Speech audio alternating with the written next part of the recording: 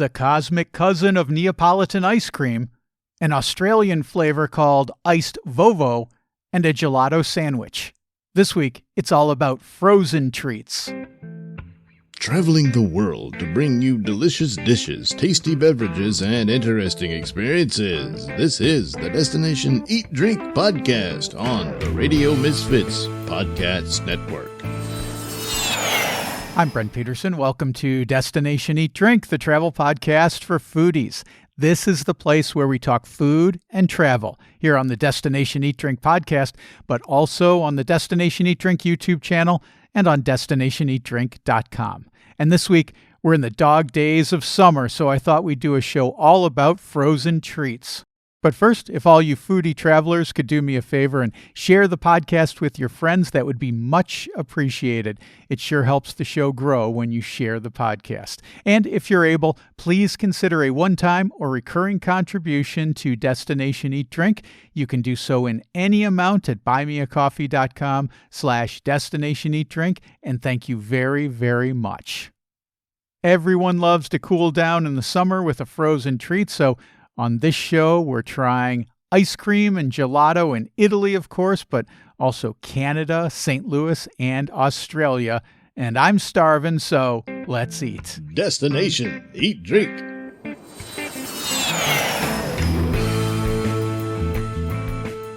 Kevin Durkee is the big cheese at Culinary Adventure Company, a food tour outfit that takes hungry travelers around Toronto. We talk about a famous local ice cream from the Canadian Maritimes. One of my favorite websites, I don't know if you're familiar with this, is Gastro Obscura, and they go through dishes, regional dishes, unusual regional dishes. And I love, whenever I go to a new place, I always go to Gastro Obscura to find out what I should be trying. And when I looked up Nova Scotia on Gastro Obscura, I came up with something called Moon Mist ice cream. So I said to myself, I got to ask Kevin about Moon Mist ice cream. Yes, you're absolutely right. Now, Moon Mist is an interesting thing. Again, it is super regional, and you pretty much only find it in the Maritimes, particularly in Nova Scotia. To describe it to your listeners, it is a mix of flavors in one ice cream. When we think of sort of the classic or maybe the most original mixed ice cream, you need to go back to something like a Neapolitan or what was also called Harlequin ice cream from Italy. And historically, that was a mix to represent the Italian flag. You would have a green or a light white flavor, typically pistachio. You'd have this white stripe that was pretty much vanilla bean, and you'd have red, which is traditionally cherry. Neapolitan ice cream sort of got moved around when it sort of found its legs in North America, and was much easier to make chocolate rather than pistachio, vanilla, and strawberry. So many people might have that in their mind. Moon Mist is the cosmic cousin of that, if you will. It is purple, banana, and blue. And there's two recipes. Most time you'll find the yellow being banana flavor. The purple will be grape flavor. And then there's another little sort of mix on the last one, which will be blue. It will either be a blue raspberry or a bubble gum. The bubble gum, of course, and banana and grape is just a sensory overload of sweet and delicious flavors. But the blue raspberry typically is a little bit more of my favorite when I look for it. And again, you can find it at local ice cream parlors. There's a couple of local dairies that are producing it for the grocery trade. But the grape, banana, and blueberry Moon Mist ice cream is incredible. If you're lucky enough to find one with the bubble gum, a lot of bees this morning, the bubble gum, it's, like I said, you need to sit down after the sweet, but it's a lot of fun. Yeah, it sounds almost like a kid's flavor. I don't know how sold I'd be on the bubblegum, but the raspberry one, I would definitely be on board with that one. So sign me up for a triple scoop of the Moon Mist when I get to Nova Scotia. I don't know if you want to go triple scoops there, Brent. Oh, really? That's going to be overload it's to the... It's a fair bit, but it's a summer staple. It's a great little scoop to enjoy somewhere along your Nova Scotia and maritime travels here in Canada. Pete Manzo is the founder of Eat St. Louis Food Tours. He talks about some great gelato, including one that's only made at Christmas time. I'm trying to think what else there is, because You get me talking about sweets. That's Well, my how about favorite then? How category of about food. gelato then? So we're in an Italian neighborhood. There must be fantastic gelato here. I'm Oh, a self-professed gelato snob, so I'm always looking for the best gelato. Where would you send me if I were in St. Louis, Pete? hands down, Gelato Riso. Gelato Riso is owned by Larry and Maureen Fuse. They own another restaurant on the hill called Lorenzo's, and then they ended up opening up this little boutique gelato shop on the hill. And I would say at least half of the people that I take there have told me that it's the best gelato that they've had outside of Italy. And I agree. I absolutely agree. And I'll tell you why, because I know that everything is made in small batches there. I've watched them make it. I have seen that they all of the non-milk ingredients are still imported from Italy. The milk itself they source, it's very natural. It tastes just like the good stuff in Italy. And I tell you, around the holidays, they they make well, first of all, let me just say that like when I say small batch, that means that they make one little pan of it. Like I Right, really don't right, I right. don't remember what the size is, but it's just one little pan. And when they run out of that flavor, there isn't another one in the back. They'll swap it out Right. for another flavor. So Right. so there's usually a line when we go, and there's certain flavors uh, that kind of stand out to me. Like their dark chocolate is almost black, and it is so fudgy. And when they put it out, it's gone within like a couple hours. And then at Christmas. So you've heard of spumoni, right? Sure. Spumoni, they make a house-made spumoni, Mm, and they only make it at Christmas time because it's so labor intensive. You have to make three different flavors right. and then layer it in this pan. And they also put their own little twist on it. They've got, I believe theirs is pistachio. There is like a cherry with Mhm. candied cherries in it. Oh my God. I know. And then and I can't remember if it's I don't think they use the dark chocolate because that would be too overwhelming. I believe it's like a milk chocolate that they put in there. But Mm. it is just oh God, it is so great. And you can only get it at Christmas. Got to go there at Christmas time, I think. Monique Bayer has over a decade of experience taking visitors around her city of Melbourne, Australia. She talks about the local flavors infused into the gelato of Melbourne. And the lady who owns the gelato shop. And this is actually quite common in Melbourne with our very, very good range of gelaterie. That a lot of the people that own them have actually gone to study gelato at this place in northern Italy that is kind of commonly referred to as Gelato University, just outside of Bologna in northern Italy. So you can go there and do courses, and it's really where you learn how to make it as an Italian would require. Monique, it's so funny that you mentioned that because what you don't know is that I was a gelato maker for a few years and I went to Gelato University. I Off you didn't. go.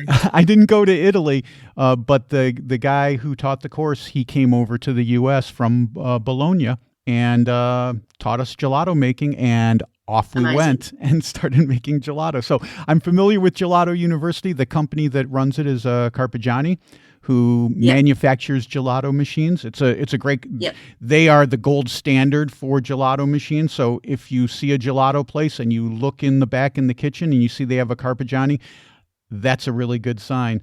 But anyway, not to interrupt you, tell me more about Not gelato at in all. Melbourne. So the beautiful thing about the place that we go is they have all the classics done really well, your pistachio and also your lemons, sorbetti and all that kind of thing. But they also have this ever-changing list of specials, which sometimes they throw in really delicious Italian flavors like a buffalo ricotta with almond and lemon. And sometimes they do Australian favorites. They'll take a local candy flavor and turn it into a gelato, which is always popular with the locals. And sometimes it means I have to do a little bit of translation about what's on the specials board. Brent, have you ever heard of a cookie called an Iced Vovo? Iced Vovo? No, never. It sounds interesting, though. Tell me about it. It's a picture paints 1,000 words. So if the listeners are interested, they can just Google Iced Vovo. Vovo is just VOVO, but it's essentially a little shortbread biscuit. Comes in a packet, so you can imagine the size of it. And then they pipe a little bit of marshmallow on, a little bit of raspberry jam, and coat it in coconut. Ooh. So you can imagine all those flavors rolled through some gelato. It's just kind of one of the funny little specials that they sometimes do at this place, which is kind of fun. What's your favorite flavor of gelato? Mine is pistachio. Pistachio is the classic. Pistachio and hazelnut are definitely the classics. My particular favorite is something called honeycomb, which I find very interesting that many of my American guests have never heard of honeycomb. Sometimes if I translate it to something like sea toffee or sponge toffee, right, that rings a bell for some people. But often I kind of have to explain it in another way. But yeah, a vanilla ice cream with chocolate coated honeycomb smashed up and mixed through it is a very delicious thing. Obviously not traditional Italian, but something that we definitely find in Melbourne. And the beautiful thing I like about the gelato, the place that we go to, is that one of the overarching principles is that everything they put in their gelato must be made from scratch. So if they are doing Iced Vovo flavor, they have made their own Iced Vovos first. And of course, they make their own honeycomb first, and they make it with real honey. So rather than the commercial candy bar kind of, mostly made with sugar flavor, you do get this beautiful kind of taste of real honey through the gelato as well, through the kind of candy swirl, which is delicious. Oh, sounds great. These folks, they are people after my own heart, because when I was making gelato, this is what I would call putting on my mad scientist hat, and just figuring out different flavors that go together. And we would grow lemongrass, for example, in our backyard in a big pot, and I would infuse lemongrass into different flavors and stuff like that. So this sounds like a place that I definitely need to go to when we come to Melbourne. Enrica Bruno is a foodie tour guide in her city of Palermo for Culinary Backstreets. She tells me about a sloppy frozen treat. And one thing that they do in Palermo that I loved was the gelato on the brioche bun, which is totally delicious and decadent. But my favorite place, since I've last been to Palermo, my favorite place, Brioschia, has since closed. So let's talk gelato, but you have to tell me at some point what your favorite place is, Enrica, so I have a new favorite place when I come to Palermo, because my favorite place closed. Okay, that's not easy, because gelato is also is good everywhere here. Of course, I have my favorite spots, but it's harder to find bad gelato. Gelato is. It's not easy to talk about gelato, because gelato is another world. I mean, you can find different, of course, we can eat the gelato in different ways. So in a cup, in a cone, or as you correctly said, in a brioche. It's like a sandwich. It's like a gelato sandwich. But our brioche is not like a flat brioche, but is, we say, a brioche con tuppo. Tuppo is the bun, the small bun on top of a brioche. It's for us like a proper meal that usually we have lunch, especially in summertime with the brioche congelato. It's not easy to eat because you risk to, get very, very it gets dirty. everywhere. Exactly. So I always, when I'm with my customers, teach them how to eat the gelato brioche. But first of all, you need to take the bun on top of the brioche, and you need to use the bun as a spoon. Okay, so you need to take your gelato with this small tuppo, with this small bun. Then you eat your gelato, and in the meantime, you fold your brioche. So at the end, you will eat like a proper gelato sandwich. Okay. So in Palermo, the tradition of gelato is very old. Actually, the gelato was invented by the Arabs with the name sherbet, which is the sorbet. Okay, and in the past it was made with the snow from Mount Etna, from our volcano. Flavored with a little bit of like orange juice or lemon juice. The gelato became the gelato we mean today on the second half of the 17th century by Francesco Procopio de Coltelli, who used a very old machine that his father used for making the granita, the ice slush. And he mixed together with sugar and other, flavors.